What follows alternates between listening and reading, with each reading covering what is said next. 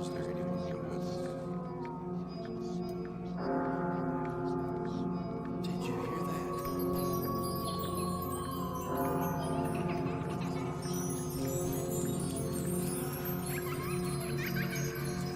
Can you tell us your name?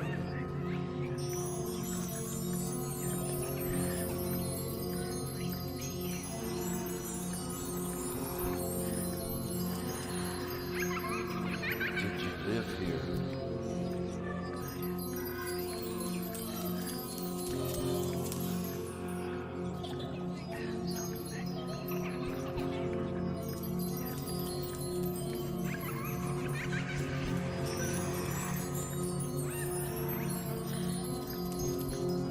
Did you die here?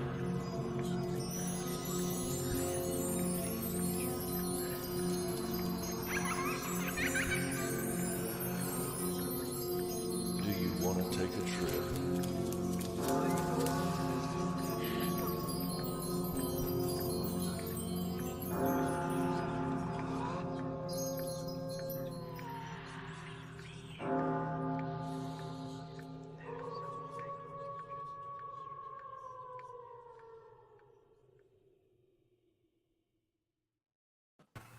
Hello, everybody, and welcome back to Strange Journeys live stream podcasting thingy out there on the worldwide internet, whatever it is that's out there that we stream on. Thank you for showing up, and I'm Tom, your ghost host, and we got Will Elrick, Elizabeth Parker, Selena Miller, and Lewis Powell the fourth on the special show today. Just remember that we provide these shows first and foremost for you, the watcher, for your entertainment. We are not, and I'm talking about myself and the ETs, Lewis excluded. We are not by any means scholars or experts on any of the topics that we cover because our special guests and Lewis are the experts today. And I know last time Will was on, he's like, "You're slinging that word around kind of loosely." Well, let's just say more expert than me. We are simply enthusiasts and storytellers who have fun with these topics while doing our best to respect individual beliefs. And please remember that this show is live, so what you see is what you get. Nothing is rehearsed or edited out later. And the only exception is our revisited shows, where we rebroadcast previous shows, and our Night Trek show, which are both obviously pre-recorded. Now, today is our 13th and last episode of our fourth season, guys. Oh, wow. Congratulations. Yeah, thank you. I can't believe, I mean, we're a little over 2 years old. We turned two, the actual live streaming turned two back in May, but we're ending up our fourth season here. And I don't know why I called it seasons. I mean, we can do it however the hell we want to, but we just kind of got stuck in that mode.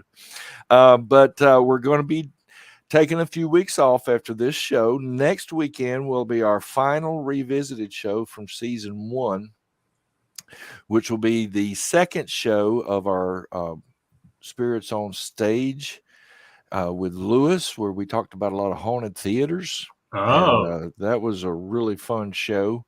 And I've been rewatching. Of course, I go back and watch everything again and make notes on my mistakes and my screw ups and like, crap, I missed that. I should have said this. But anyway, we will be back 2 weeks after that. We will resume our live streaming on August the 6th and start our next run of however many shows we want to do, probably up until the end of the year. But get this, here's some of the topics we're hashing about for next season, if you want to call it that. Small towns and high strangeness, where we're going to focus on small towns and some of the weird, strange stuff that's happened in these little bitty towns, not the one that make the big news stories. Mojave Desert legends. Tim has come across some strange stories out of the Mojave Desert. And this one I've never heard done by anybody, but the past couple of years I've noticed it popping up here and there. But the Smithsonian Institution conspiracy theory. about the Giants? The Giants. Not just the Giants. I've come across several in the past few weeks where this reporter come out, okay, we found this, whatever it be, giants or something else, and then it's been turned over to the Smithsonian, and then all of a sudden you don't hear about it anymore. Mm-hmm. So I want to dig into that. I think that would be so cool because there was some kind of cave in the Grand Canyon where they found Egyptian artifacts, and then the Smithsonian got involved, and no more, nothing. So that's one thing I want to talk about. Anytime the government gets involved, I'm just saying. There you go. Alabama has a very famous case just relating to the state that something disappeared. Oh. Well, I've got one for Mobile that I think is a conspiracy theory because people didn't want to change the history books. But anyway, we'll talk about that. I don't know. I didn't have it in the notes. But anyway, the Yuba County Five. I don't know if you've heard about those. 5 young men who were, what's the politically correct way to say it? They were mentally challenged, went to a basketball game, and then were never heard or seen again. Oh, wow. Disappeared. And then I want to do some shows. I mentioned it before, but I never followed through on it. But we're going to do it this season. But some of our strange tours. Lewis has Strange LaGrange. I want to take a whole show with him basically just doing the tour. Going through his town of his Strange LaGrange tour and telling those stories. Tim has Ravenwind Tours. He's got Topeka and Lawrence, and he's got 4 or 5 different ones. So we'll just have to pick a town for him to tell those stories. And then something I've been wanting to do since I started this show was our old Strange Journeys tour, where that's where this show started, was the tours. And I want to go through all the stories. And we usually started our tours with James Copeland. Will and I were talking a little bit about James Copeland before anybody else got on the air, the land pirate, they called him. Mm-hmm. And, we talked about that and his burning of Mobile and looting Mobile. And anyway, so I want to focus on some strange tours, take a show for each tour. And I don't know how many of you saw the Night Trek show where Lewis was on and told the story from the jail. What did we call it? The returning visitors or something. Yes, spirited visitors. Yeah, where the guy was in jail for murdering the family or the little girls, and they visited him in the jail. Oh, that was creepy. They told him they forgave him and that kind of thing. So, but anyway, we want to focus on that. Now, our last show was Strange States, South Carolina. Now, how cool! How fun was that? That was a blast. We had a good time with that one, and just like we're going to have it on this one. And I mentioned already our last revisited show was Spirits on Stage Part 1 with Lewis, and next Saturday will be Spirits on Stage Part 2 with Lewis. And like I said, that'll officially, even though this officially ends our season, next weekend we'll finish up with that. And then, how many of you caught last night's Night Treks with the bird which devours men? The Piazza bird. That was strange. So I've actually been to the Piazza Bird Monument in Alton, Illinois. Excellent. It's very interesting.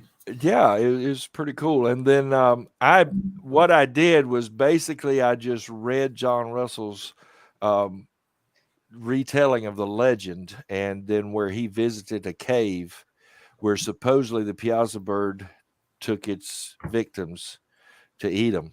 Let me hold this up to my camera. Yeah, there you go, Alton. Yep, Alton, Illinois. And it's got the Piazza bird on it. Yep, it's a remake of the carving on the cliff. Yes, it is. Yes, it is. Supposedly Chief Oatoga, I think that's how you say his name, stood as bait for the Piazza bird, and when the bird flew to take him, his 20 of his best warriors shot it full of poison arrows and killed the bird. And in celebration, they carved an image of it into the cliff there. And the original carving, because it was carved in limestone, has been lost to time, but it has been recreated. It is there, like Will said. You can go see it. And just when you do your Google Maps, it takes you to the top of it. You can't. Oh, wow. You have to go to the bottom to actually see it. Oh, well, I just looked up pictures. I didn't go to Google Maps. That's great. I need to do that. All right, let's get started here. And whoops. Well, I don't know what next Night Treks is going to be. I sent Lewis a message about an idea I had, and I mean, we I've had such a busy week. I know it's okay. It's looked okay. Past it. Which we don't have to do it, but as I was researching it, I thought Lewis would be awesome to tell this one. So we'll see if he can get that one going for us. And I mean, we normally do these week to week.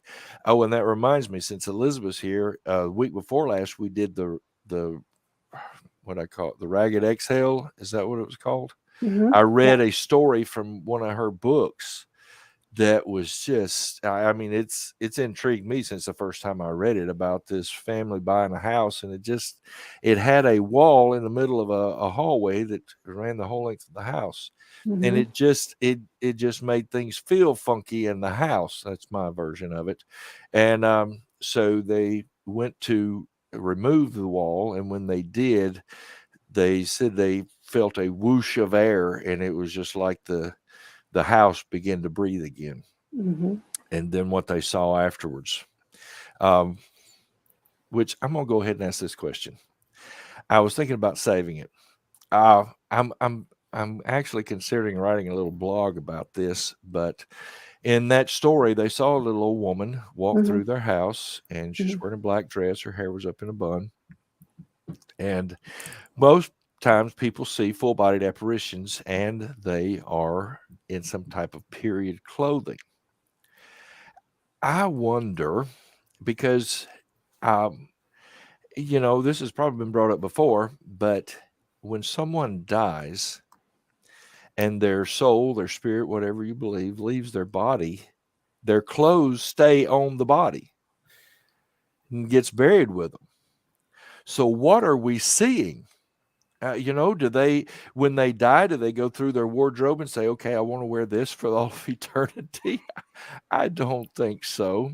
I'm wondering, and I just throw this out there, what are we actually seeing? Are we actually seeing a portal back in time?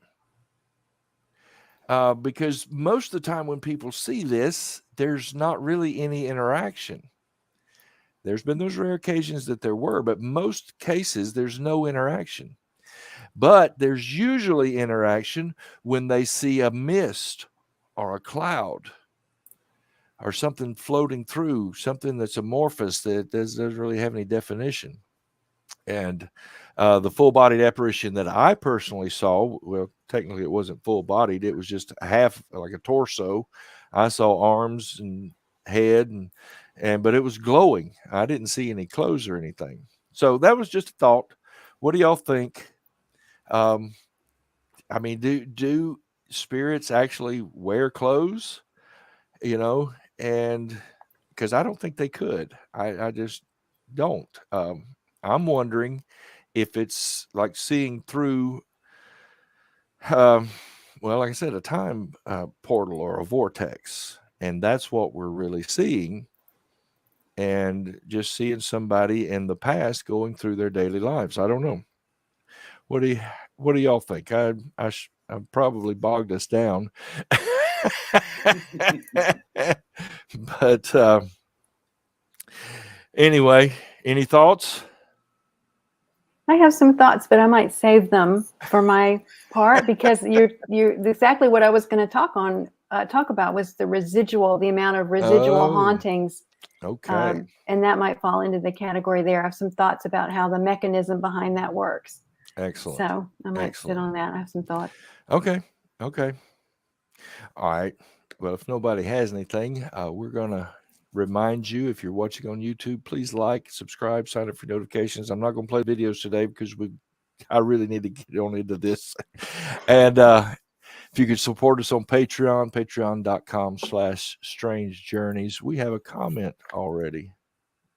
Oh, Lynn said howdy, y'all. Oh, Hi, Lynn. Hey, Lynn. Yeah. So we're going to get on into the show now.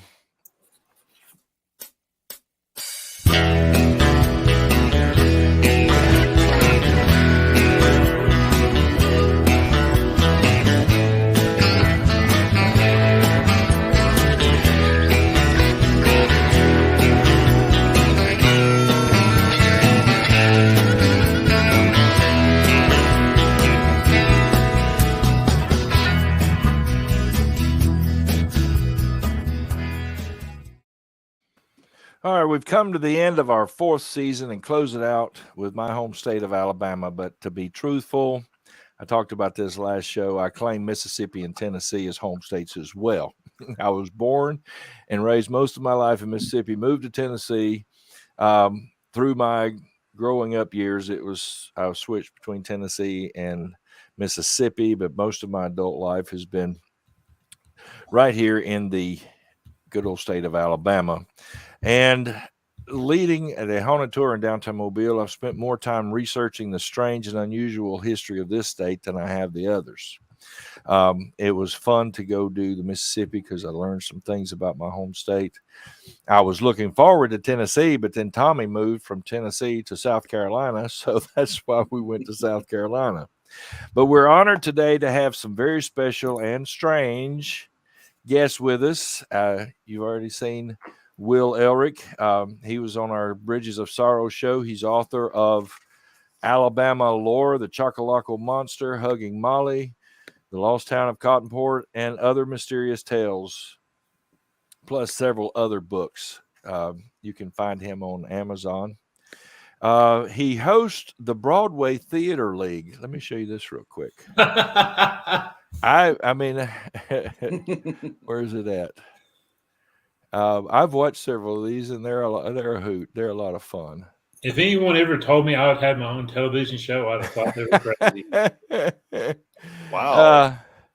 Go back, go subscribe to them. I've subscribed to them, but so we currently pulled them off of YouTube, just FYI. Yeah, because we had some of our music we used ended up with a copyright thing with YouTube, so we off YouTube. Well, we are getting ready to come back for another season. We are locally on television here, and we do it on our YouTube channel, and we talk about a little bit of everything related to musical history, arts in the Tennessee Valley.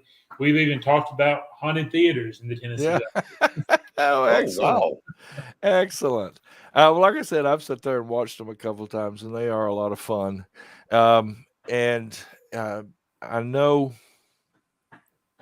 well, one of them was like your last. I think I saw the last one because I think y'all mentioned that it was your last one or something like that. You got to do a season at a time. There you go. And then take a break. All right. Let's see. He's also a public speaker and an actor and a wedding officiant. Speaking of, he may have to scooch out a little early if we don't finish up in time.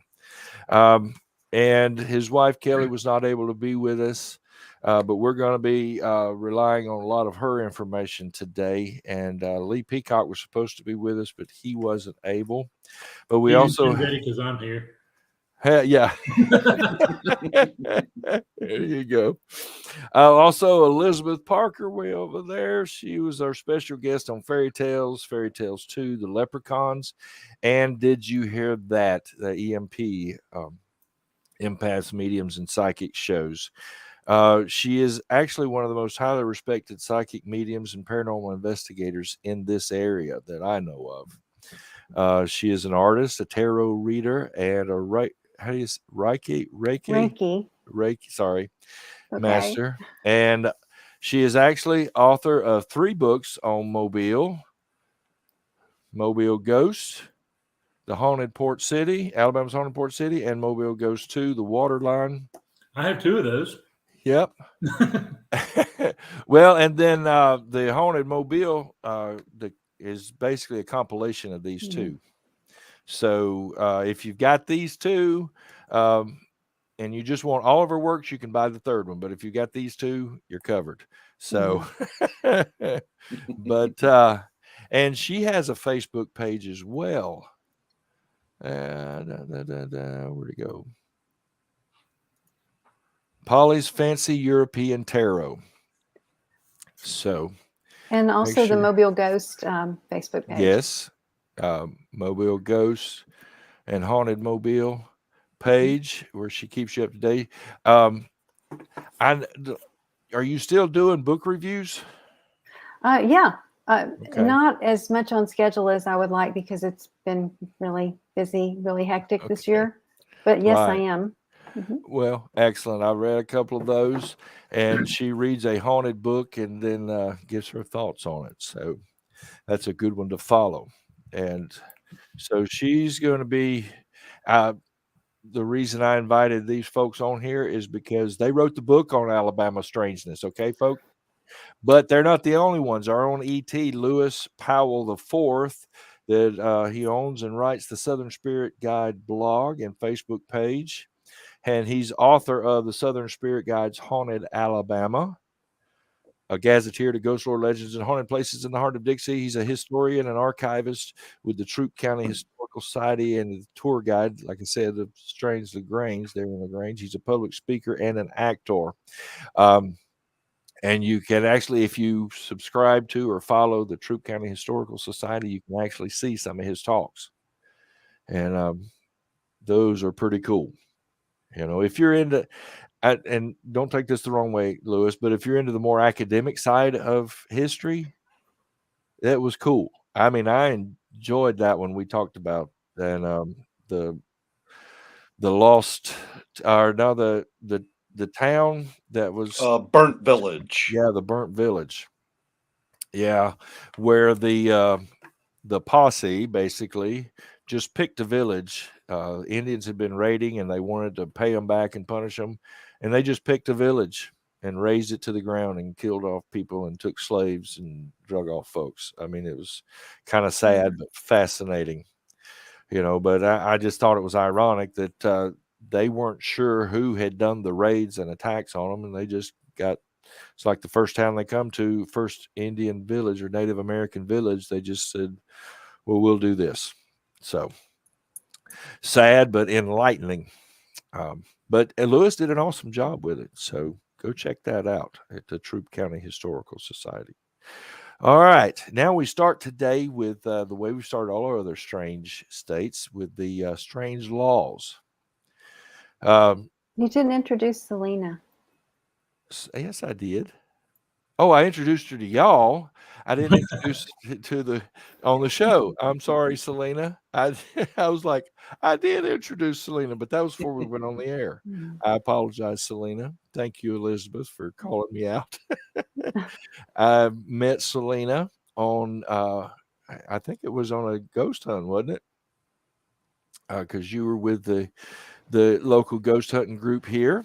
And I went on some ghost hunts with them, and then they joined me on tour. Selena was on the tour several times. She became a good friend. And that's right. We were going on the air because we were talking about dragging Selena out to karaoke, and she wouldn't sing. Are you going to sing now? Not now. Not now. Not now. I did. Lynn and I sang, but Selena would sing along. I did capture her on video of singing along with Lynn, but she wasn't up on the mic, so that didn't count. So it counts. It counts. But Selena is an empath, I believe. Yeah. I mean, you can disagree with me, but ever since I've known her, I've picked up the empathic vibe, I guess you could say, from her. And one night, especially on tour, we were talking about a couple that was on. We gotten some flashing lights. Sorry, my power just flickered. I'm sorry. Oh, that Selena. That thanks. You're welcome. Sorry. Got that vibe. Yeah, that vibe. You have a ghost with you that maybe wants to be seen. That's right. They follow me. But that reminds me of something I'm going to mention in just a second about Elizabeth, but we were on the tour one night. Selena was with us, and she and I were just talking as we were going through, and she picked up on some things about this young couple that were there. Yeah. Even knew that the young lady was pregnant, and the young lady hadn't told anybody but me. So, well, I say me. When I was talking to them at the beginning of the tour, they mentioned that they were pregnant with their first child, but she picked up on all that. And speaking of Ghost and Elizabeth, what show was it? I don't remember if Lewis was on there or not, but toward the end of the show, Elizabeth had a purple mist appear beside her. Which I during didn't get the to show. see. Yeah, I think if I remember correctly, I noticed it while we were streaming, but anyway, I went back and looked, and it's just this mist appears like over her right shoulder, and just sits there for the like the last 5 minutes of the show. And what's ironic, what's the lady that did the Dogman book, Beast of Bray Road, Linda? Oh shoot, my mom went blank. But anyway, as they set up a trail cam to try to capture whatever this thing was, they would see coyotes and different things come take off their bait. They would see that, but then when the bait disappeared and they didn't see anything, all they saw on camera was a purple mist. So I'm not saying you got the Beast of Bray Road there. I'm just saying something paranormal. Yeah. Just unusual and strange, which we do strange here. So we're good with that. Okay. All right. Strange laws in Alabama. Did you know that it is illegal to impersonate a priest in Alabama, even for Halloween? And it's illegal to wear a fake mustache in church because it could cause laughter. Can't be laughing in church, folks. Okay. And here's another one I thought was fun. It's illegal to tie an alligator to a fire hydrant. Now, in most of Alabama, there wouldn't be an issue. But here in lower Alabama, we do have gators. So I'm sure someone has tried to tie an alligator to a fire hydrant. Hey, I'm telling you, we have alligators up here in North Alabama now, too, and they're big news all the time. Really? Yes. Oh, wow. They've migrated north. Well, supposedly they brought some in the late 70s to control the beaver population in one of the wetlands up here. But now as they developed this area, because Huntsville is now the largest city in the state of Alabama, right? They've come into alligators' natural territories. Uh-oh. So we have, just to show the human condition, one of our high schools is built near there, and last year they had video of some of the students from the high school swimming in the pond with the alligator. Oh no. Welcome to Alabama. Yes.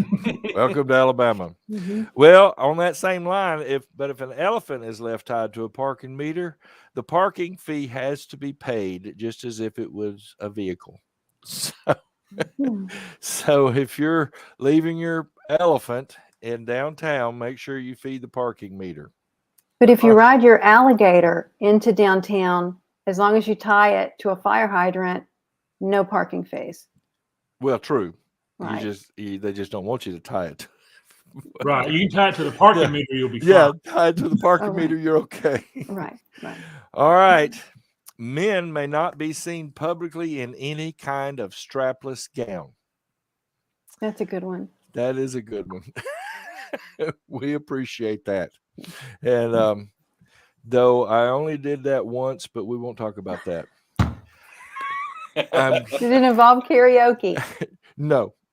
And I'm kidding. I mean, it wasn't a strapless gown, but it wasn't strapless. Okay, we're fine. We're good there. All right. Bear wrestling is illegal. So it's not illegal anymore. It's not. They've changed it. So bear wrestling, and I can attest to this, was perfectly legal up until the mid-90s. And then, because there was a guy that would go around to bars and you could pay your $50 and wrestle the bear for 3 minutes, and if you did, you got the prize of $250. Wow. So they actually outlawed it, but right around 2012, the law went off the books. Oh, okay. So it technically is legal to do again. So we can wrestle bears now. But you got to have somebody with a bear to wrestle, though. Wow. That always helps. That always helps. I say that because when I was 17 Uh-oh. in New Hope, Alabama, I paid my $50 to wrestle a bear. Yeah? Yep, I did. Are there pictures? So when the law went off the books, the Huntsville or AL.com ran an article and it showed old pictures of the bear wrestling from this place in the 90s. Yeah. And I was not in any of the pictures. Oh, no. It was the same bear in the same place. Oh, wow. Okay. But you completely jumped over the whole experience of wrestling the bear. Well, You left the meat out of the sandwich. All right. so the bear basically beat the crap out of me. Oh, that's wild.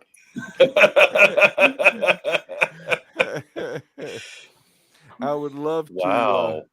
I would love to hear the details. Maybe you can put that in your next book about the roundhouse swing you tried to take and it didn't. Well, no. First, I tried to grab it by the shoulders. And he just swatted me literally across the ring. Then I decided I was going to try to grab it around the waist, and he shot me across the other side of the ring. Then I was just going to wrap it up, and it just dropped on me, and I was out. Oh, Lord. It did have a muzzle on, though. Oh, thank God. Oh, wow. That is awesome. It's hard to go on from that. Can't top that. Yeah. I honestly, when I put that down there, I never imagined in a million years that we would actually have someone on the show that had wrestled a bear. So you got me on that one, Will. Thank you. You're welcome. All right. We used to talk about this one on our tour, but it's illegal to put an ice cream cone in your back pocket. So please remember that. I don't know why. And dominoes may not be played on Sunday. So avoid the evil domino bones. I don't get it. It's okay. It is legal to drive down a one-way street in the wrong direction as long as you have a lantern attached to the front of your vehicle. Now, we could use that in Mobile because we have one-way streets all over downtown. So I just need to take a lantern the next time I go down there and I'll be good. All right. Whoops, I got that one on there twice. Speaking of driving, it's illegal for someone to drive while blindfolded. So we saw that on an episode of The Mentalist, where he put on the blindfold and drove the big Lamborghini or something, and when he got out, it rolled off a cliff. All right. In Montgomery, it's illegal to open an umbrella on the street. I don't know. Something about it would scare the horses at the time when the law was enacted. It's just like, you're going to get wet. You're not going to spook the horses. In Lee County, it's illegal to sell peanuts after sundown on Wednesdays. What was it, Lewis, in South Carolina? You couldn't sell. What was it? You couldn't sell something on Sundays. I don't. I'd have to go remember. back and look. But I think it was leftover from the old blue laws. Yeah. In Huntsville, if an animal control officer is in uniform, all right, Lee, pay attention. It indicates to the public that he is an animal control officer. So if you see someone in an animal control uniform, then they are an animal control officer. Alabama, folks. All right. And these last few are from the wonderful town of Mobile, Alabama's oldest city. It's illegal to spit orange peels on the sidewalk. Okay, and it's illegal to spray silly string. Now that has to be a pretty current one because silly string hasn't been around that long. Bathing in city fountains is not allowed. So, if you get the urge, you got to go home. You can't do it in the city fountain. And confetti is illegal in Mobile. Which seems What about during Mardi Gras? That's what I was wondering. Yeah, it's kind of like, you know how when your kids first brought home glitter, and then you banned it afterwards forever thereafter, that you would never have glitter in your house again because it got everywhere and you couldn't clean it up. Really, all 4 of those could be related to Mardi Gras. I think they are because they actually banned flour being thrown on the city streets, and the Mardi Gras floats used to sling flour off of the floats. I don't know why. But also, which the last one kind of relates to Mardi Gras as well, it's illegal for women to wear high heels. So, I mean, most of the women at Mardi Gras are probably going to be partying in their high heels. Who knows? That's some of your strange laws. I still can't get over Will wrestling a bear. So that is just... It's funny. So the bar that I wrestled in, it's not a bar anymore, but the building is still standing. Every time I pass by it, I'm like, that's where I wrestled the bear. That's where I wrestled the bear. Wow. That is so cool. All right. Well, I know Kelly couldn't be here with us, but as we move on into strange attractions, I do want it known that Kelly Kazek has probably done some of the most prolific work on just the strange roadside stuff you see in Alabama. Okay. And that's where we go next. And most of this is sourced from her article, The Quirkiest Roadside Attraction in Each of Alabama's 67 Counties, published on November 16th of 2016. Louis, Selena, y'all want to help me with some of these? Sure. The first one is the world's largest office chair in Anniston. At the Miller's Office Furniture sits the world's largest office chair. It measures 33 feet tall and has a 15-foot square seat. 10 tons of steel were used during the manufacturing process. Has anybody ever seen that? I have. I actually took the picture for Kelly's article for that. Oh, excellent. Okay. The next one has actually been in the news a good bit here lately. But at Barber's Marina, I tell you what, Will, why don't you tell us about this, since you were just talking about this, because they've got several things there. Yes, so Barber's Marina is actually very neat if you've never been down there. They've got Chinese soldiers there, they've got dinosaurs, and they have what's called the Lady in the Bay. There's the dinosaurs. The dinosaurs are very neat. I'm having trouble with my hard drive because I could download. Hey, I took that picture right there. Oh, cool. I actually got one of me on the pier behind her. So there's the spider. I love the spider. That it looks like my head's between her legs. It's like she's broken me out. Lady in the Bay, a guy named George Barber owns Barber Marine. He owns Barber Motor Sports up near Birmingham. Well, he commissioned to have all these different things be made. There's the Stonehenge replica that's down there also. And if you took all those out of Kelly's article, I'm the one that took all those pictures. Yeah. Oh, yeah, I did. So the Lady in the Bay is actually fascinating because she's this giant lady in the bay. Well, she started out at Barber Motorsports up in Leeds near Birmingham. And they took her down to Mobile. Well, she was damaged in a hurricane a few years ago. Huh. And we talked to them. George said they were going to put her back out there. And then we heard reports that she's going back to Barber Motorsports.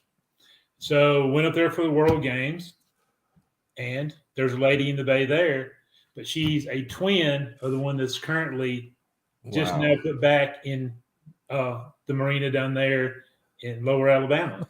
So now there's two ladies. One's a lady in the lake, one's a lady in the bay. They were both made by artist Mark Klein up in Virginia. He made the dinosaurs. He made the spider that are down there. And he is the only person basically today that makes the fiberglass art in the particular manner that he does. Wow. And I'm actually hoping to go up and learn his process for a few weeks sometime in the next year to help carry on his tradition of doing those things. Awesome. In addition to working with George Barber, which George Barber obviously has lots of money to get weird statues and things. He's doing them all over the country. He does a lot of the Michelin Man repairs. One of my favorites was Buck Adams in Tulsa, Oklahoma, where he took a Michelin Man and made it a space cowboy holding a rocket. So Mark Klein, all his stuff is just awesome. And now you can see the lady in the lake or the lady in the bay. To see the lady in the lake, you actually have to get inside the motor park. To see the lady in the bay, you can just drive up and go out on the pier. Oh, wow. That's cool. Well, I was just thinking, I need that for my Black Harvey story. Yes. We did the Night Trek show on Black Harvey. That's about what I envisioned. Something that big or bigger. Another fun one he has at Barber Motorsports is he has an army of ants that are supersized. One's drinking a giant Coke bottle that's like 20 feet tall. Oh, that's amazing. If you ever get a chance to have George Barber on the show, he's a great dude. He has a great sense of humor, and he loves making all those kind of weird statues and stuff. That's awesome. We may have to plan on that. All right, Louis, you want to tell us about the next one? The Boll Weevil Monument in Enterprise. It's the world's largest boll weevil monument, and it is the only monument to the infamous boll weevil. It was erected after the pesky insect destroyed crops, forcing farmers to diversify, and they memorialize it as a reminder of how the citizens of that area overcame adversity. And it was dedicated in on December 11th, 1919, and it still stands at College and Main Streets in downtown Enterprise. Oh, that's cool. I went up there for work one day, but I didn't get a chance to get into town and see the Boll Weevil Monument. Selena, you want to do the next one? Sure. 20-foot aluminum musician Muscle Shoals. This aluminum rocker, one of the Singing River sculptures, is located near the library in Muscle Shoals. The 18-foot tall figure is one of 13 to 15 planned for the Shoals area. They were created by Tuscumbia sculptor Audwin McGee using aluminum donated by Wise Alloys in Muscle Shoals. Wow, so they're going to have a full band here before long, I guess. I mean, being a musician, Muscle Shoals is like Mecca. Some of the greatest rock and roll, soul, country albums of all times were recorded right in Muscle Shoals. And that's an amazing little place, and it should be remembered like that. The next is the Ave Maria Grotto, Jerusalem in miniature in Coleman. This is at St. Bernard's Abbey. It features tiny replicas of world-famous structures made from concrete and found objects by a I don't know why they would do. So they said he's a hunchback monk. I don't know what they were going for there, but his name was Brother Joseph. I guess you'd say that's Zottel. In his lifetime, he built 125 mini structures at the Abbey. It's now open as a tourist attraction. Isn't that so cool?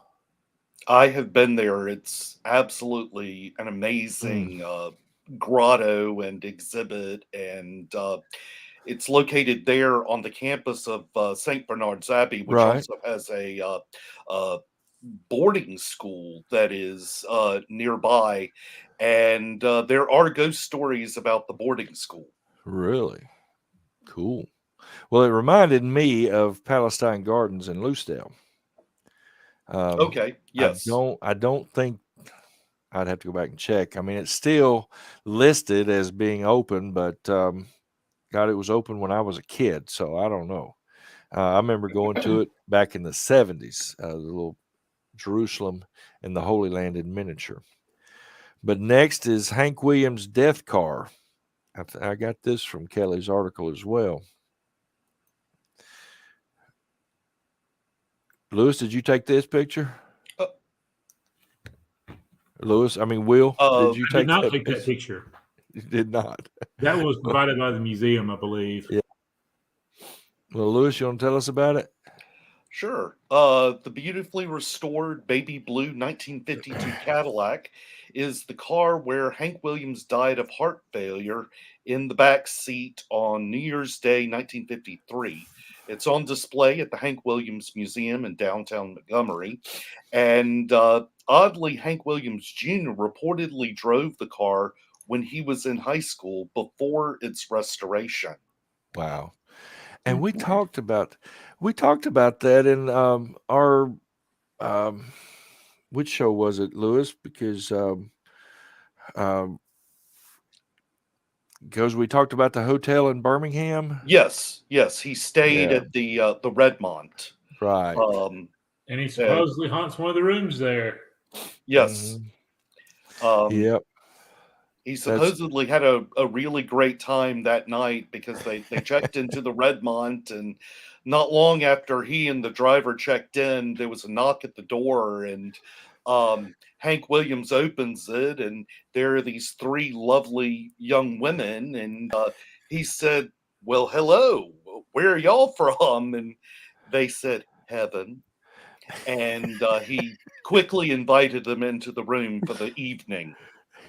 So supposedly he spent his last night on Earth with three residents from heaven. Yes. Okay, is that what they're calling that little building down in the corner across the tracks now? All right. The next one. How many have you been to Spectre? I'm sure Will has. I took that picture too. You did? Well, I was just searching for. This is one of my favorite movies. I love that movie, Big Fish. But it's on an island, correct, Will? Yeah, it's called Jackson Lake Island. Mm-hmm. It's outside of Millbrook. It's now crumbling. It's covered with Spanish moss, but supposedly those shoes are still hanging there.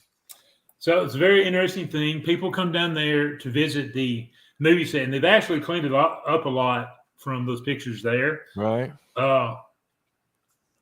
And you probably don't know, the former mayor of Montgomery owns it. And when the movie was there, it started out in the movie real pristine and everything, and then they had to make it look trashed for the end of the movie. And when they left, they said, "Do you want us to keep it or tear it down?" He said, "Well, just keep it." Well, they let it grow up and everything, and a couple of the buildings burned. And then actually Kelly did an article about it, and people got really interested in it again. It's been used in several movies besides that one. Most noticeably, another one set down in South Alabama known as Dead Birds, which is down around the Mobile area. But it's very neat. A lot of people actually use it as a wedding venue now. And people, when they visit there, throw the shoes over the line and donate them to local homeless shelters. Nice. That is so cool. But yeah, I love alligators that there too. Okay. So beware of Spectre. I actually have some of the moss from Spectre growing in our trees here.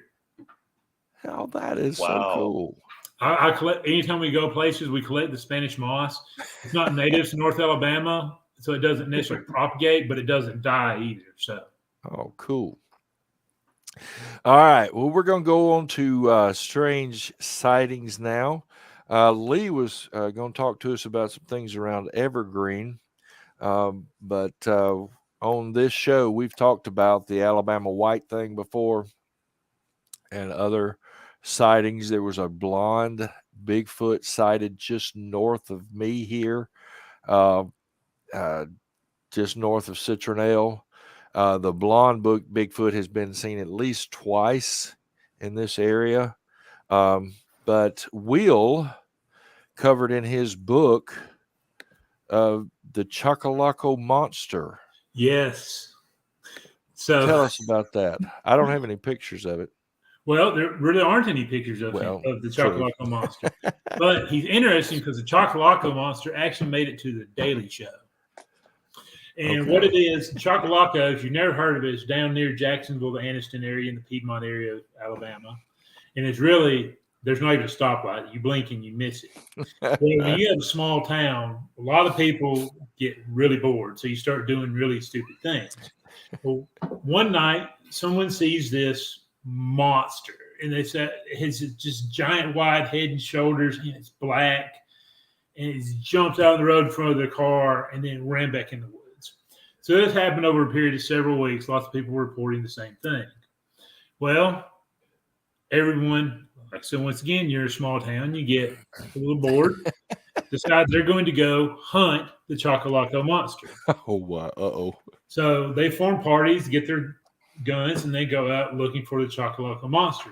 But he is never seen again until the late 2000s into the 2010 era, when someone calls the local paper and says, I was the Chocolaco monster.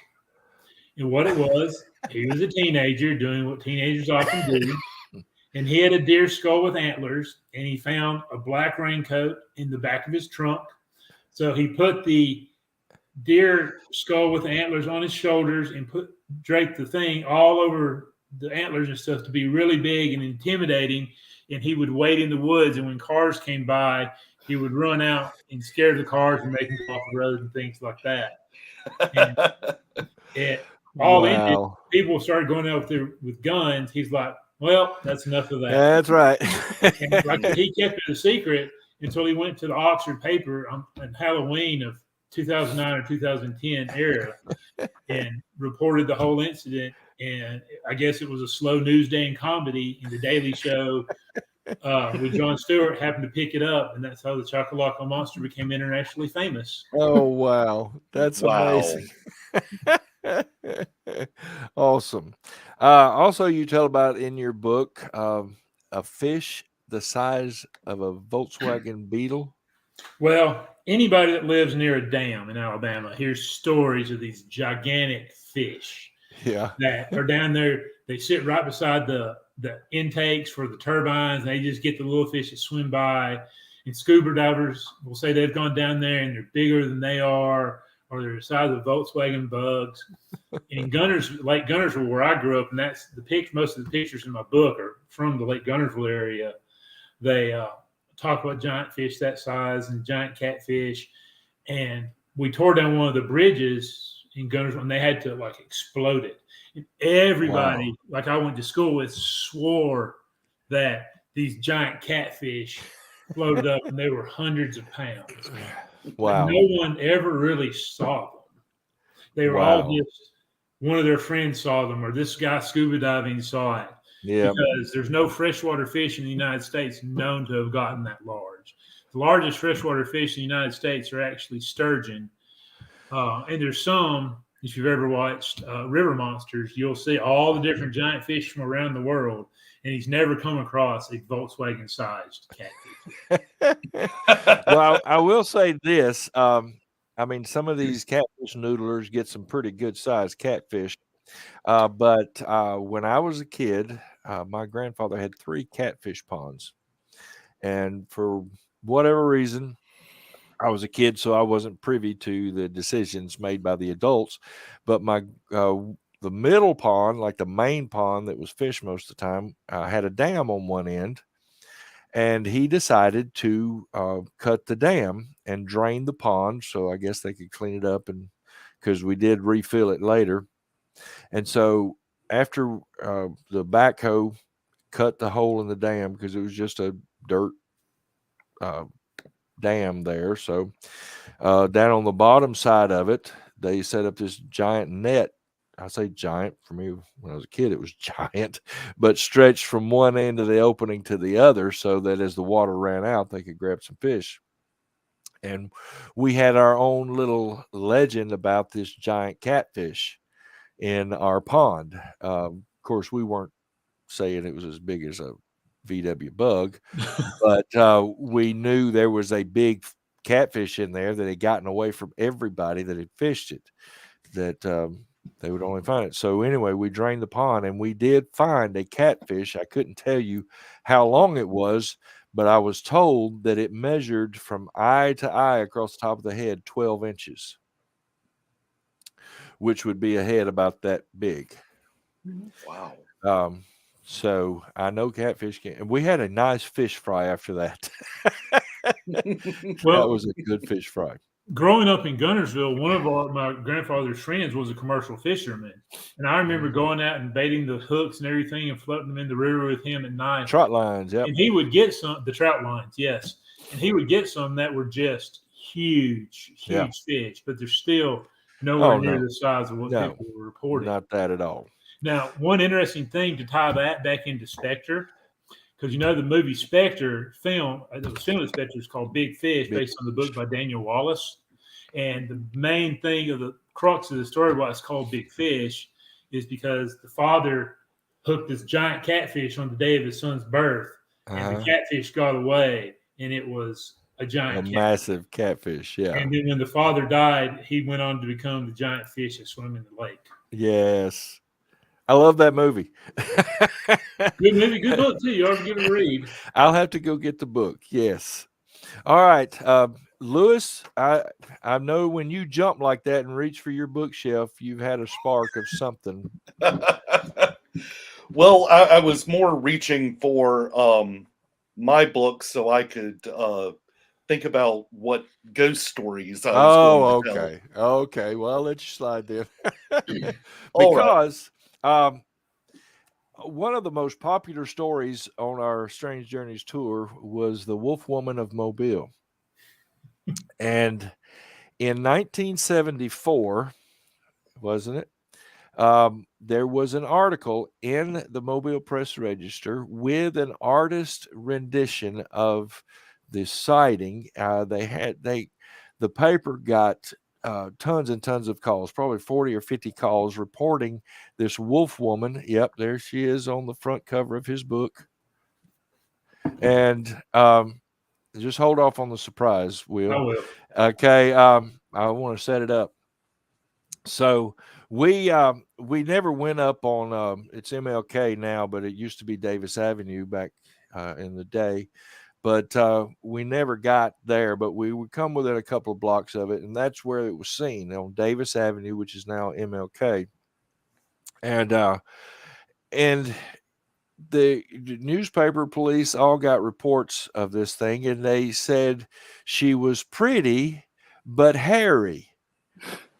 And to which my crowds would always respond, she was pretty hairy. So we always had fun with that. But the thing that always intrigued me about that story was there was an artist rendering of it. I mean, here is how it was depicted in the paper.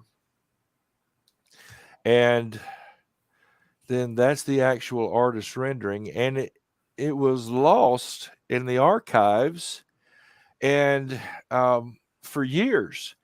And when Kelly, Will's wife, got to doing some digging and researching into it, she got a hold of the archivist, and they found the picture, which Lewis has in his possession right now.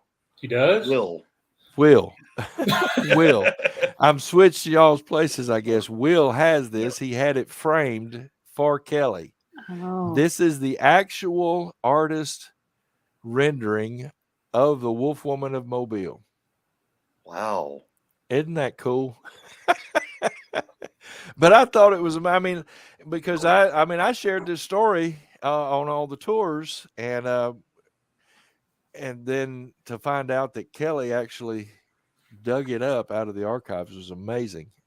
I mean, they did try to make her pretty, I guess, if you say that. She's actually pulling her hair back there.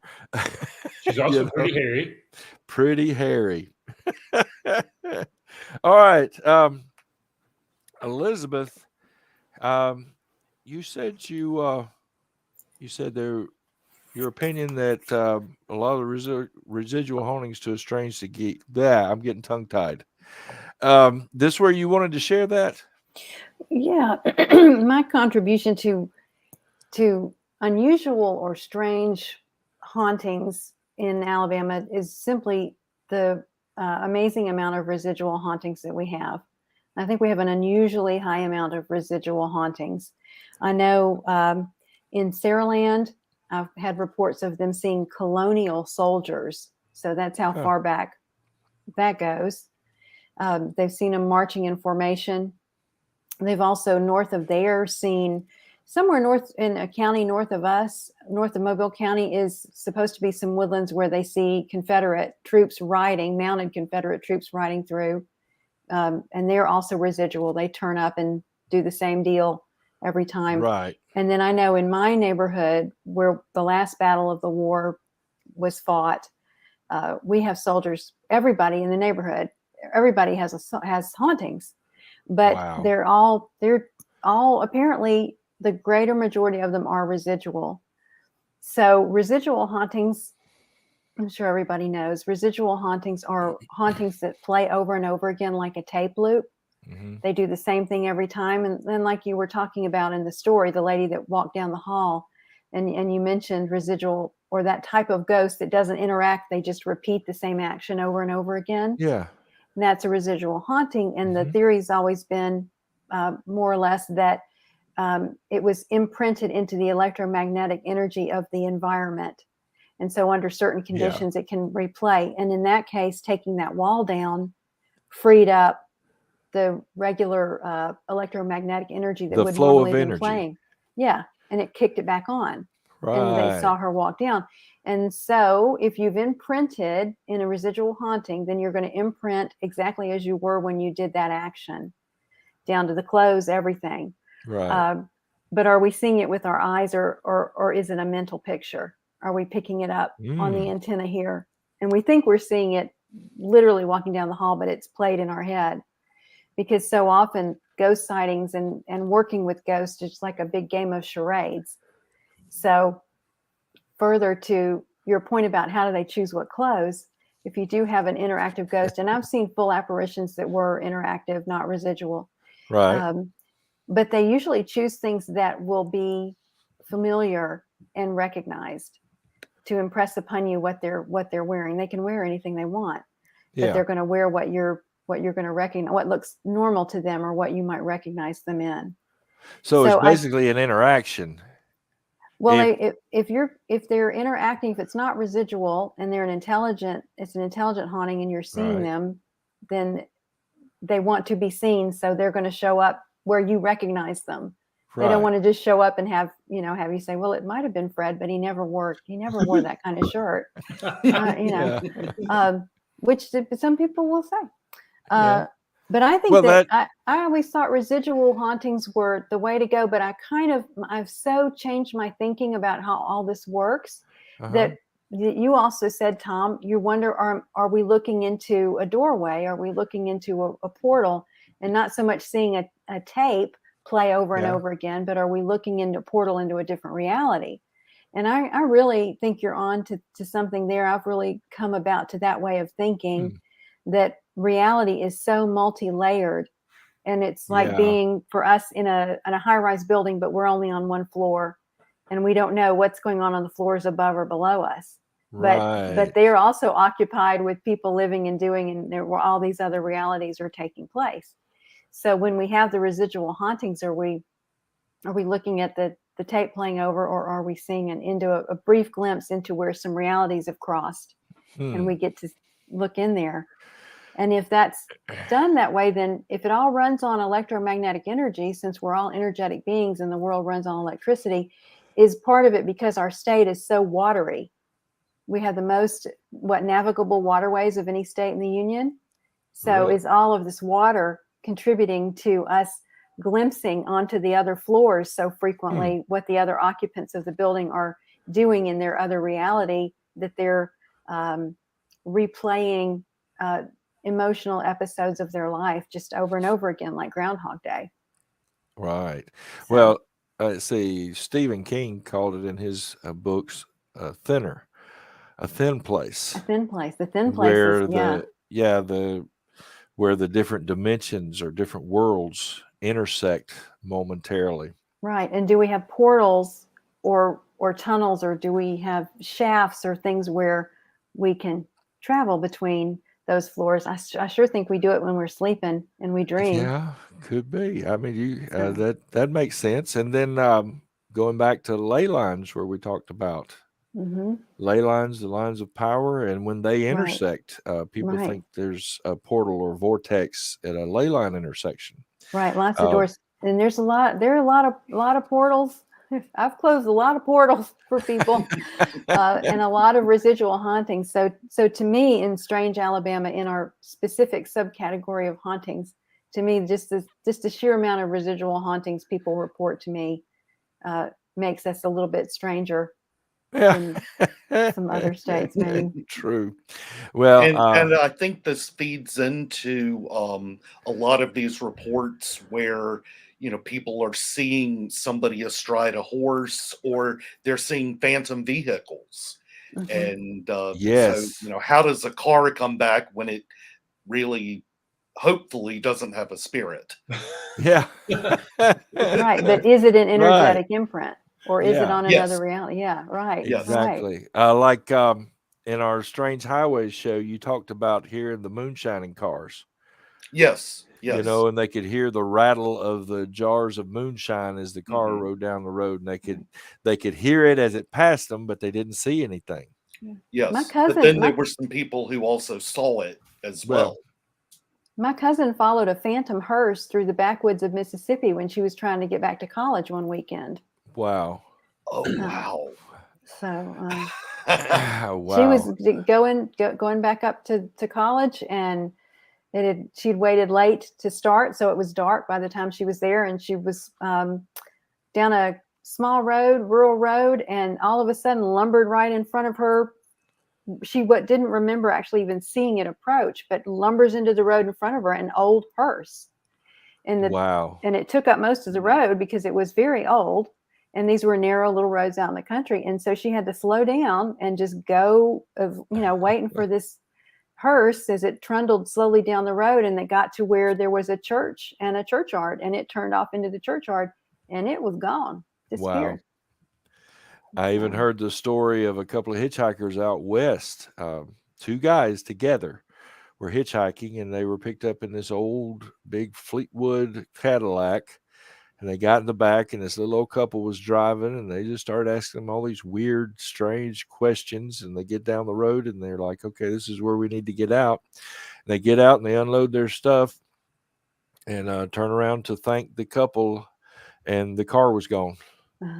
But they were several miles down the road. Right.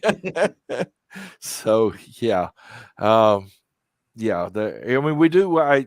Which reminds me, Will said something about Route 66 a while ago.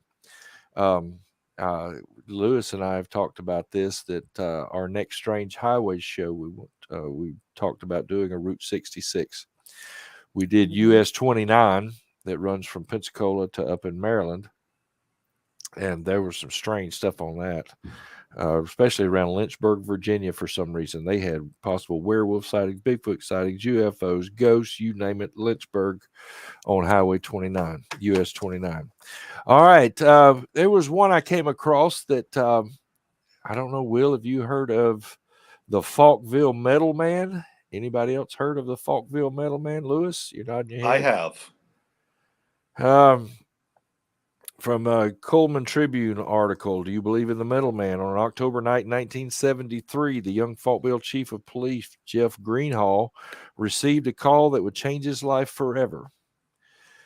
An anonymous call to dispatch from a frantic caller about a UFO in a field just outside of town. He said, I was hired in on January of 73, and this all came down in October. He said, at first, he thought he was simply dealing with an idiot when he saw this thing. He said, after that, things were just so strange. This wasn't real. It wasn't really happening, but it was happening to me. Why me?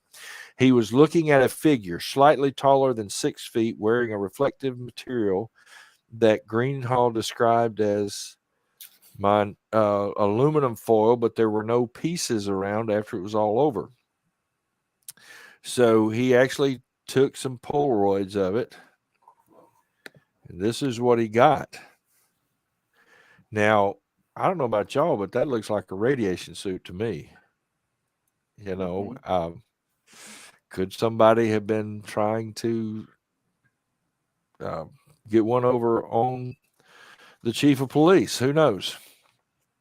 But anyway, it also reminded me of, you remember these guys from Yes, Charlie Hickson and the 1973 Pascagoula abduction? Similar to that. All right. Falkville is very close to my house, so I know where I will be in the future. Oh, you're going to check out the Metal Yes. Man, huh? The Falkville Metal Man.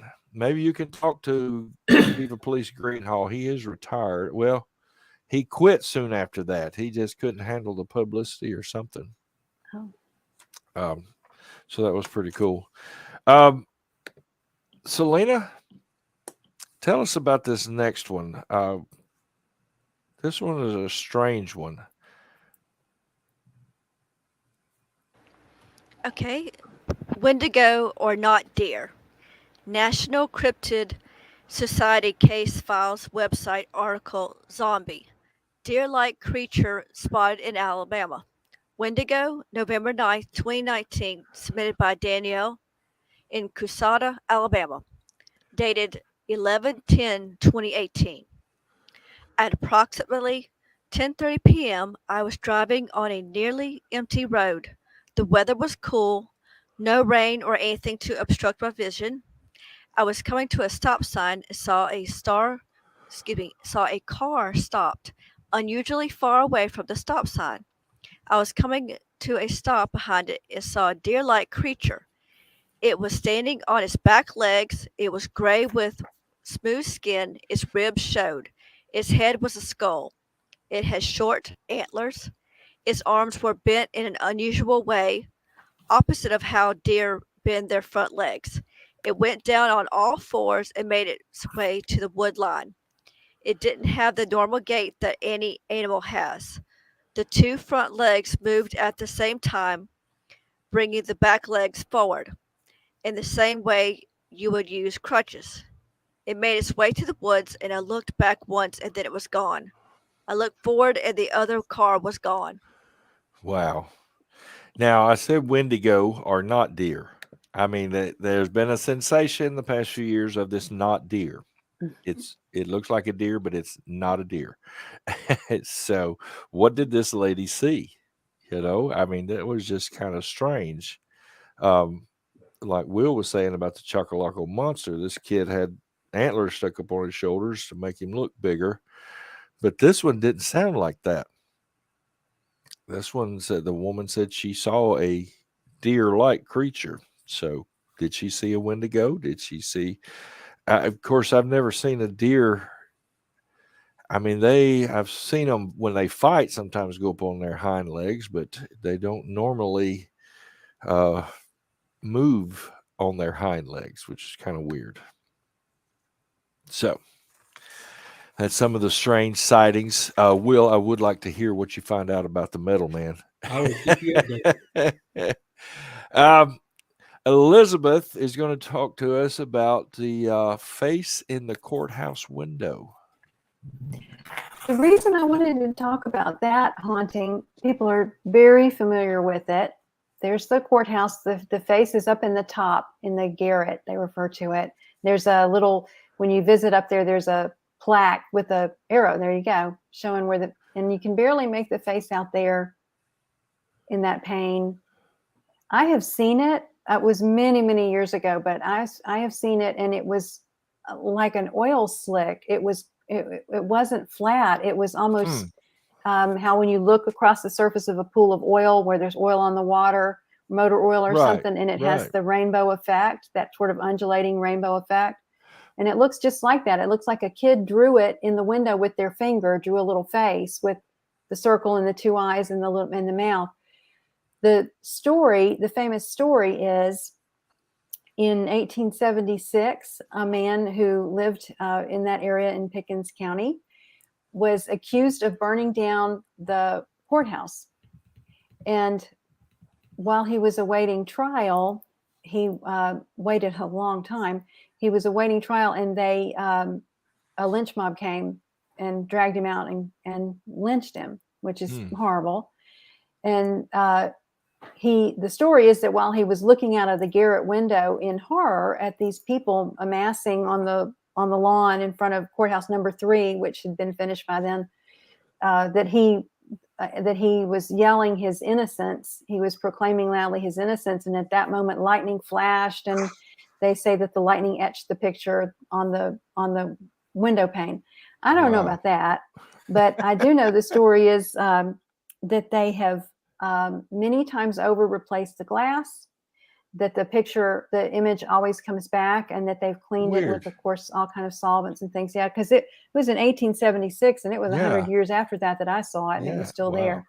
Now, if we have different realities, and we have this sort of energetic building, then we would have to have some sort of energetic blueprint to hold these realities. So I'm kind of wondering if this man, his terror and his extreme distress and horror was imprinted into the blueprint, the energetic blueprint. And so is that why every time they replace the window pane, the image comes back? Because it's in the energetic blueprint that affects whatever is right there. So it's not actually in the glass itself, it's in the energy that resides there. The foundational energetic energy that is there, creating that, holding that space. So I don't know about this window. Of course, it gets a lot of attention for the city. Of course, not negative attention, because it was a horrible crime. Right. They've done a play about it, and they have commemorated it. So you could say from that aspect of it, it's incredibly valuable to have this memorialized in such a weird way, so that such a bad time in history is noted and not forgotten. Nobody can, get away with it or pretend like it never happened. So, but that's just my thought about that in being really strange, is it's not so much a haunting as it is possibly a strange effect in the way our reality is made up. Right. So that's kind of my thoughts about. And the energy of the lightning kind of embedded it in the energy of the place. If the lightning story is not apocryphal, just to make it a better tale, then that would be electromagnetic energy. Yep.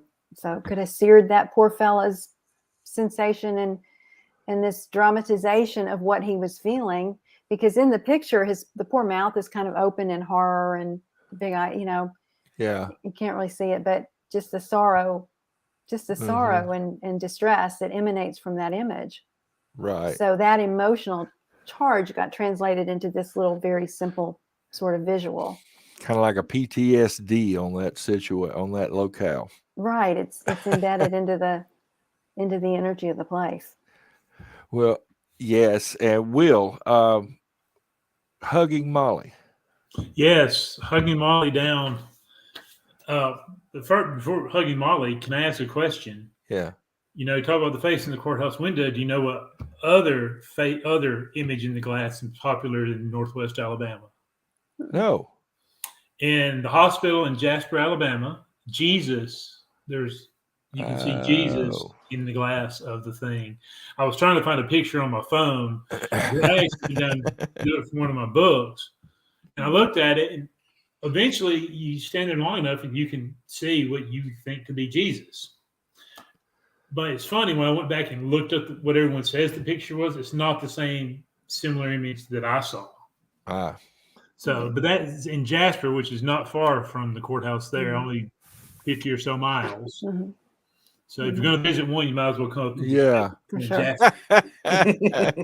So Hugging Molly, Hugging Molly is the classic tale of the witch that goes around and it's made to keep children inside their houses at night to keep them Right. from the streets. But if you're a little kid and you're out, Hugging Molly is going to see you and she is going to hug you to death. Oh. And it's funny, they've created a restaurant in the little town down there. And the owner of Yellowwood, which is one of Alabama's largest businesses, is a very big believer in Hugging Molly. Have to flip to it in my book real quick to find where it's at. Hugging Molly's on page 86. Yes, and at the end of Hugging Molly, you'll notice there's even a song. The Legend of Hugging Molly is in there as a song. But is Hugging Molly true? A lot of people there in the town think so. Abbeville is all about Hugging Molly. You'll see murals of her. You'll see a restaurant named after her. You'll hear people talking about her. But basically, she's the same old witch to keep little kids from running the streets at night. You hear in other places, such as the Witch in the Woods in Gadsden, or Alabama, or different things such as that. But she's got a great story. That she died and she was protecting a little kid. And another one that goes back way, way back times, that she had a golden arm, and they heard that she was buried with the golden arm, and they dug her up to take the golden arm, and her spirits are trying to give revenge for that. So it's kind of all over the board, but basically she just goes back to being the urban legend that parents basically use to keep kids inside instead of out in the streets, which they don't do much anymore. Well, it don't work because now they'd go looking for her. Right. With their iPhone. With that. Yeah, I want a picture of it. Yeah. Yes. Abbeville is all about Hugging Molly if you ever visit down there. Okay. Think of another ghost story. We're going to go to Lewis real quick, but think of another one before you have to go, Will. Okay. But Lewis, what's one a haunting in Alabama? Well, that story just happened to remind me of a story from Phoenix City, and there is a road that runs right along the Chattahoochee River there, and it's called Brickyard Road. And there is a legend that there was a witch in that area who at some point ended up being put to death, and she was buried in that area. They buried her at the confluence of several creeks so that her spirit would be trapped in that area. But there had been people over the years who have seen this gray dark figure skulking along the road. Wow. In fact, there are several stories of a man who worked at one of the brickyards, and one morning as he's driving to work, he sees this figure, and then while he is working in the building, he continues to look out and sees her standing in the parking lot, just kind of looking towards the window. And later, as he's leaving, he sees her again. And for several months after that, he experienced quite a bit of bad luck. His house burned down. I think there may have been some other things that happened. But there's another story where there were two young boys who had gone out riding their bikes along Brickyard Road. And as they were riding, they came across this figure that was kind of crawling along across the road. Weird. And this kind of darkened figure that they weren't sure what it was they were seeing, but they watched it cross the road and eventually disappear into the woods. But this figure appeared to be dripping some type of substance. And so the boys walked up, and one of the boys picks up a stick and starts playing with the substance, and the substance starts to climb the stick and eventually wrapped itself around the young boy's hand. So, of course, the young boy was upset about this, and it started to get really painful. So he went to a nearby creek and put his hand in the creek and tried to relieve the pain. They couldn't relieve the pain, so they went home, and the child's mother took him to the ER, and it turned out he had a third-degree chemical burn on this hand. They're not sure, what it was, what that substance was that he put that stick into, but they associated that with this whole legend of the Brickyard Road Witch. Wow. That's crazy. I've even heard that story. That was a better retelling than I've ever heard of it. So. Oh, Lewis, you got this. You reminded me that remember the old Steve McQueen B movie, The Blob? Mm-hmm. That's supposedly based on a true story. But that's what you reminded me of. I'm not going into it. Is it Philadelphia, right? Where it came down and 3 policemen saw it in one.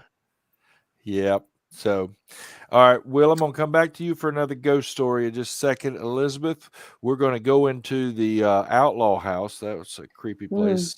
Selena, be thinking about if you got any good ghost stories you can tell from around here, because I know you've been on several ghost hunts. And if you want to tell about something you saw on one of those, that'd be cool.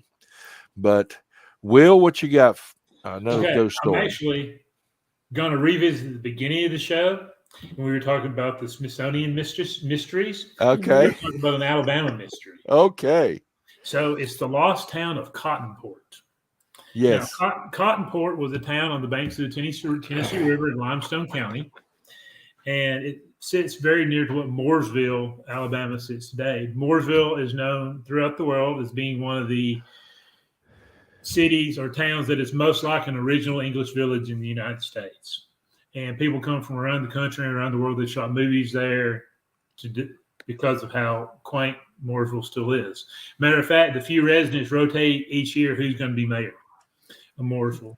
Right down from Mooresville sits this town of Cottonport. Now, it was settled about 1818, early 1800s, and it was on the Tennessee River, so it was a great place for local farmers to bring their crops and everything to put on the steamboats to send down to Mobile and to New Orleans. But being on the river had all kind of different problems. Malaria being one of them, and then yellow fever being an even larger one. Right. Cottonport is right down the river from Decatur, Alabama. Decatur was actually almost wiped out twice by yellow fever. Wow.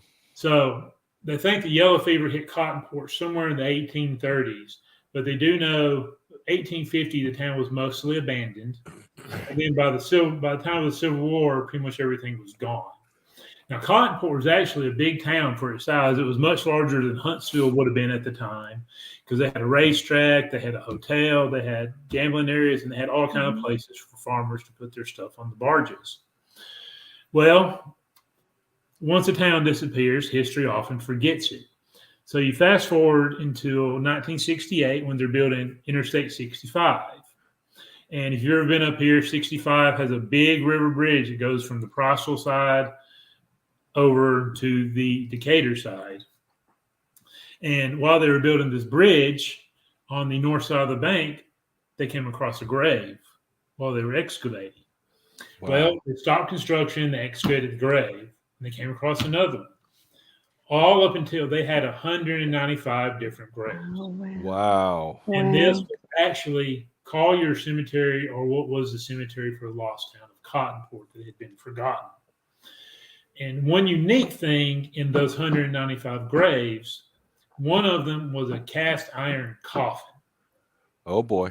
And, cast iron coffins were done mainly for the very wealthy. And a lot of times they had a little viewing window inside so you could see what was inside. Well, inside the coffin was a gentleman's clothing on a skeleton, and he had a brooch, a jeweled brooch that was in his thing. Now, they've got 195 bodies, and they cannot reroute 65 because they've got this giant bridge that's 95% complete. Oh, wow. So they cut a deal with probably not the closest, but they cut a deal with the cemetery in New Hope, Alabama, over 50 miles away to rebury these 195 bodies. Wow.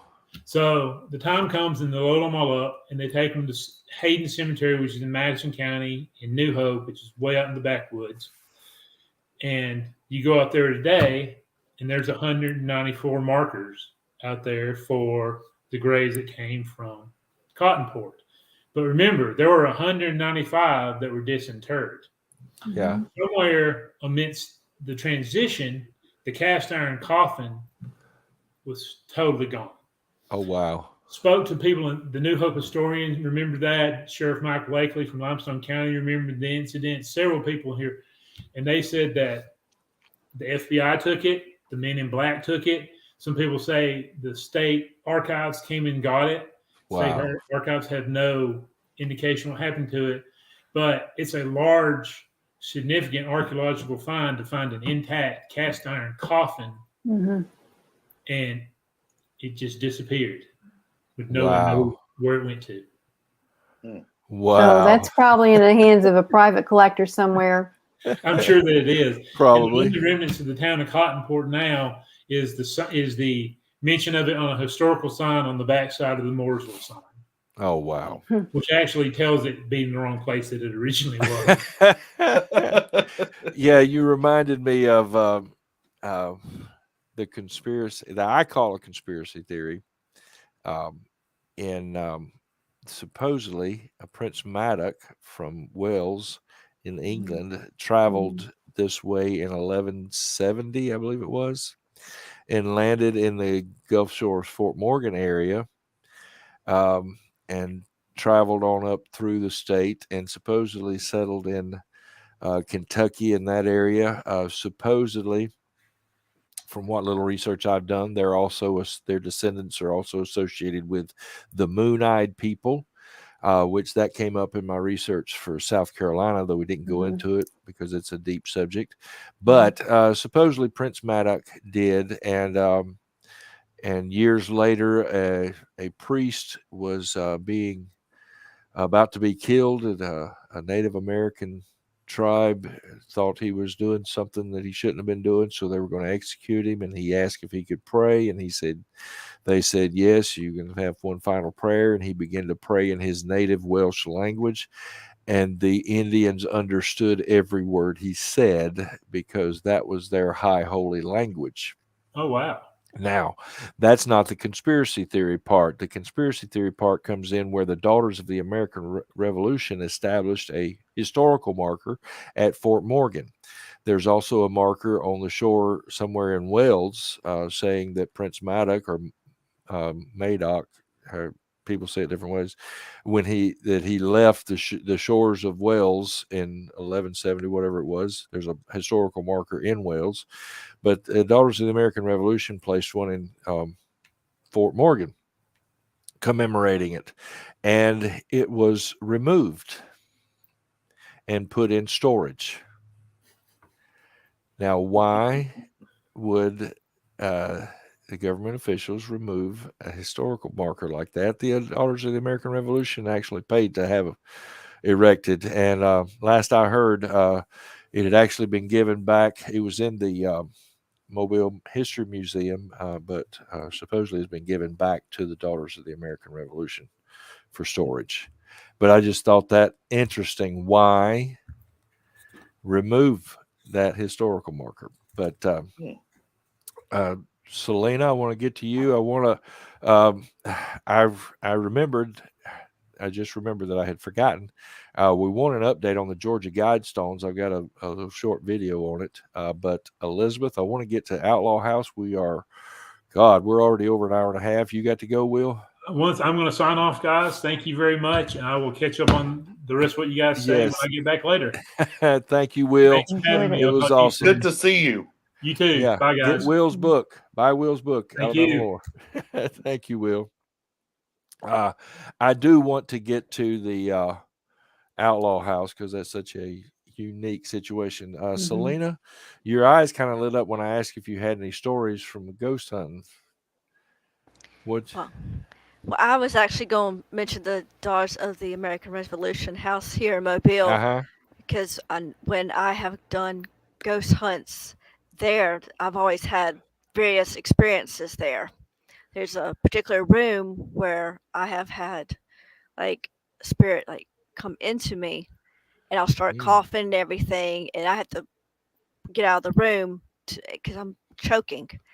And I've even another ghost hunter, and I saw a statue move on its own. Oh, wow.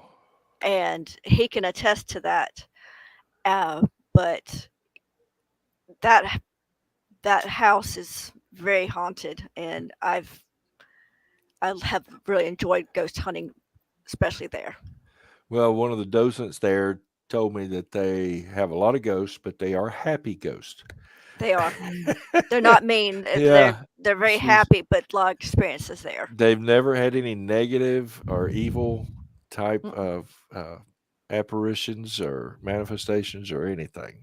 So, will Lewis be thinking about one we can ghost story we can close out with before we do the Georgia Guidestones? But Elizabeth, Elizabeth has investigated this house. This is one of the most, it's sad it burned down about a year ago, but this is one of the most unique houses in the area. Now, supposedly it was won in a poker game in 1925. George Cable Outlaw acquired it. And supposedly this GC Outlaw was an FBI agent in the early days of that organization. Supposedly, I don't think that can be confirmed.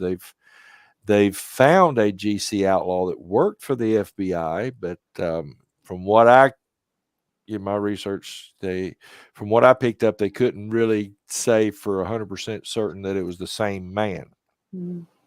But I wanted Elizabeth to share a little bit about it because she has investigated there. Where is that picture? I thought I had it here.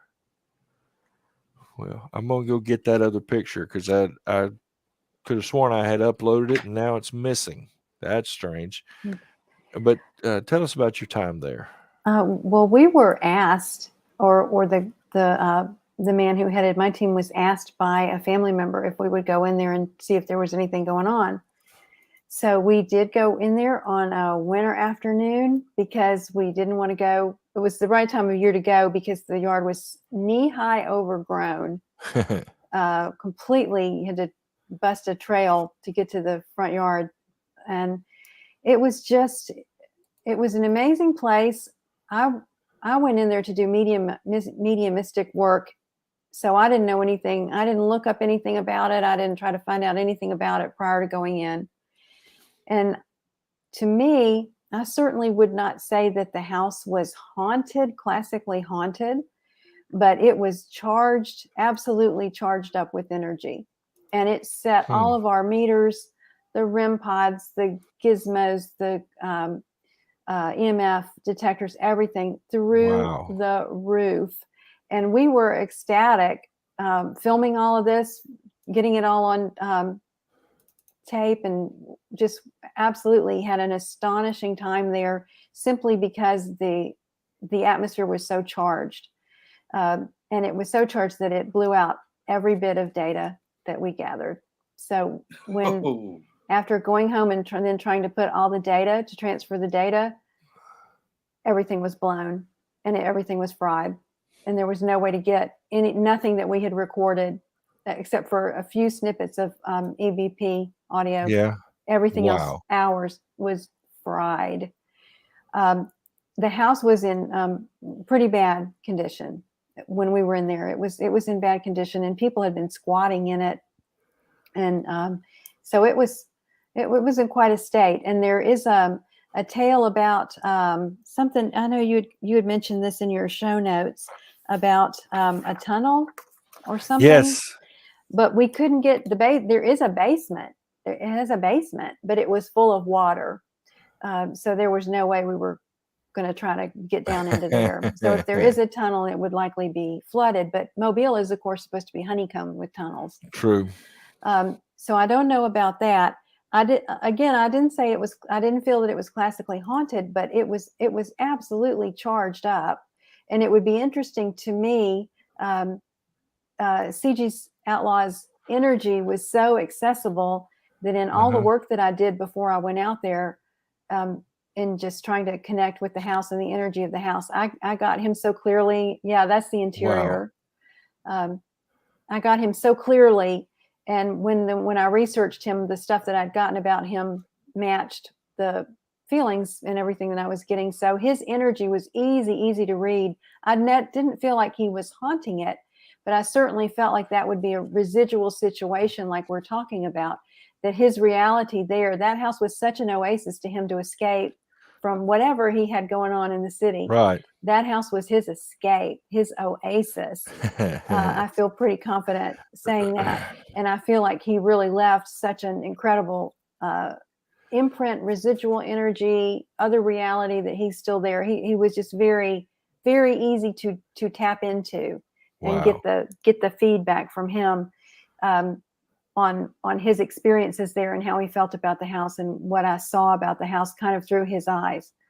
So I would love to know. And of course, sadly, it burned down, but it would be the kind of place that I would so be curious to know anything that was rebuilt on that ground.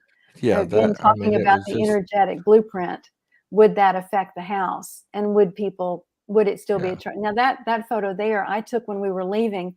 I had turned around just to snap some exterior pictures of the house that I could have for my records. And I did not know until I got home that this photo was so bizarrely distorted. Yeah. And I didn't have any other photo or any other problem, anything coming out like that at all. I can't explain it. So that house was charged. It was humming. It was humming. So there it is. It's the location. It's not necessarily the house. It's the location. Right. Being out in a rural setting, all the water nearby, all the Native American people who had lived in those areas. I mean, it is the county up in the county. It's in Mobile and Baldwin County. Those counties are charged up with residual Native American energy. So that might affect the property too. It was an amazing, fascinating, extraordinary place, and I'm sad that I'll never be able to go back there. We so wanted to go back. Oh, I mean, every time we drive by, we're like, oh God, I wish I had the money to buy this place and restore it. It's just so cool, just this amazing building, But Lewis, do you have another ghost story before we talk about the Georgia Guidestones and close it out? Well, this is a story I've recently come across, and it's the story from Gulf State Park. So this is right on the Gulf Coast, down near Mobile, in Baldwin County. And there is the story that there is a creature that has been seen lurking along one of the roads in the park. They call him the Cat Man. And one of the there are all of these various legends that purport to actually explain who this young man is. Quite possibly he was a child who was swept away during a hurricane in the 19-teens. He may be related to Native American lore. But one of the stories that really struck me, there was a back, I think it was the 1970s, there was a woman who had gone with her family to go camping, and they were camping out near this area. And she had an infant with her, and as she was sitting by the fire, the infant started to get cranky, so she picked up the child, and she's holding the child and began singing to the child to get the child to go back to sleep. And as she was singing, she looks up and sees this kind of figure, kind of watching her from the edge of the woods. And she watches as this figure comes close, and this young man proceeds to kind of kneel down, and he's just listening to her sing. And she looks Wow. over a short time later, and he has curled up in the fetal position and gone to sleep. And she continued singing, and eventually she fell asleep herself. And when she awoke, he was gone. But she claimed that this was perhaps the Catman, and uh, they someone suggested that perhaps because this child had grown up motherless, that this child was taking comfort in this mother singing to her own child. Hmm. So I think that's a really kind of a wonderful Wow. story. That's amazing. I'd never heard that one. That is so cool. I did Yeah. not remember until you said the word Catman. I remember being a kid, and Catman was the boogeyman. Hmm. And we thought Wow. Catman lived on one of those little islands out in the middle of Mobile Bay. Oh, okay. And Well, when there that's was the Goat Man. I heard Goat about the Man, Goat but there Man. was a Catman who was the boogeyman in the dark that would get you. Oh, When that was wow. when I was a little bitty kid, like in elementary school. Well, there Wow. is a road. It is now, it's been converted into a trail in the state park, and it is still known as Catman Road. Catman Road. Mm-hmm. Ah, cool. We got to go find that. All right. Okay, guys, we're at almost 2 hours or hour and 46. Thank you for your patience and hanging in there with us. I did, when we talked to our Strange States Georgia show, we talked about the Georgia Guidestone. And if any of you have been paying attention the last week, this happened.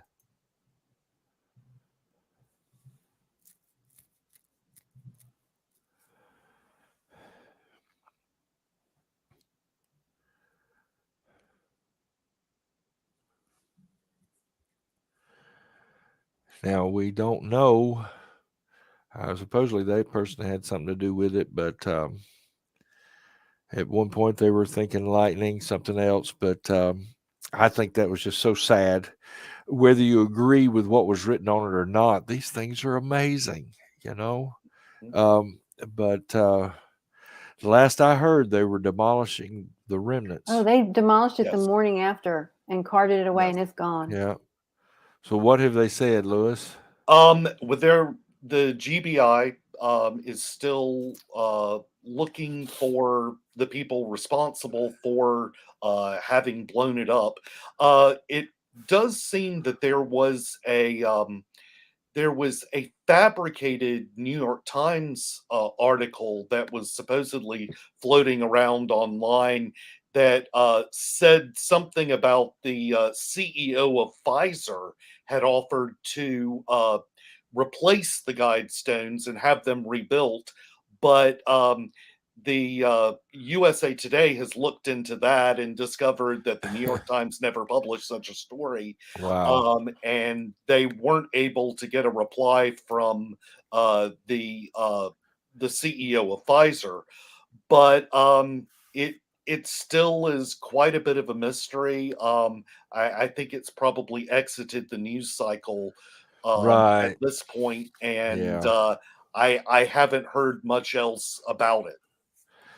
That's crazy. Like I said, whether you agree or disagree with what's written, what was written on them, there's still an amazing piece of architecture Yes, and art. I mean, I thought they were just amazing, and the and intrigue. I'm yes, sorry. I visited the Guidestone several years ago, and it was really a wonderful place.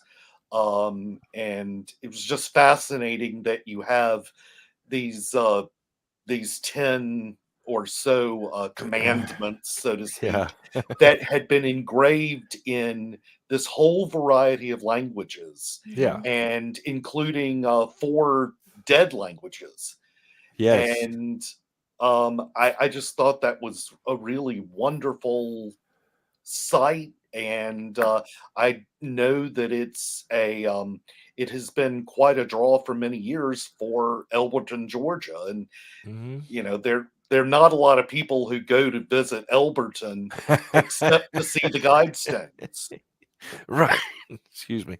Yes, exactly. So I just think it's sad. The comments online when I would saw it posted, some were supportive, some were God got his revenge because God didn't like that. Well, I personally don't think God cares one way or the other. He, not that I don't want to get religious here. I'm just saying that I don't think God would destroy something like that, even if he disagreed with it. Just like, we're supposed to just, why can't we all just get along? We may disagree, but that's the beauty of it. We're all different. That's what makes the human species so unique and so wonderful and set apart from the animals, is that we're each different, but we can still get along. Some idiots don't, okay? Some idiots get out there and they think their way or the highway, and anybody else that disagrees with them is wrong, which that's never was intended to be that way. You cannot accomplish great things with divisiveness. And unity doesn't come with everybody agreeing to the same exact principles. It comes with accepting each other as who they are in their differences. Sorry, I didn't mean to get on a soapbox. But the Georgia Guidestones were just an awesome piece of artwork, sculpture, whatever you want to call it. And I loved them and was hoping to get to see them one day, but sadly, I won't be able to see the original ones. I do hope someone does rebuild them. But the mystique and mystery of how they came into being in the first place is so cool that that'll never be regained, because if somebody does it now, we're going to know every single detail of getting it put together, who's paying for it, who's doing the scarving, and we're going to know everything about it. So, but guys, Elizabeth, thank you so much for being here. It's always a joy to have you on the show. My pleasure. Really enjoyed the discussion with these fine folks. It's fun. Well, good. Your insight and input is always enjoyed on this show. And Lewis, your stories, we'll say it again. We love hearing you tell stories. And Selena, I was so glad you had some input on personal experience today. I want to hear more.